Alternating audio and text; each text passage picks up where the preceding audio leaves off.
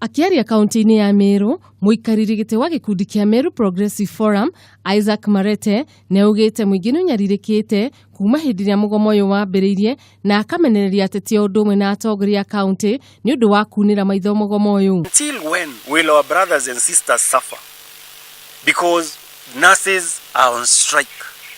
I mean, why can't these people just make it a priority? Election is not really a priority. The death and life of people is what is a priority. Oho Marete nĩaugĩte ithurano hamwe na ũthii wa na mbere ta waki wa mabarabara itiagĩrĩirwo kũrongorerio makĩria ma ũgima wa mwĩrĩ wa mũingĩ tondũ mĩoyo mĩingĩ nĩ ĩkoretwo ĩkĩũra. It doesn't make any sense for us to have a beautiful government, maybe a performing government, electricity everywhere, AGR or is it AGR or SGR? It does not really matter when people are dying. Kenyans are dying. Kindly, we request the government, the national government, and especially our local county government, please negotiate with these nurses. Before you do the CBA, negotiate with them.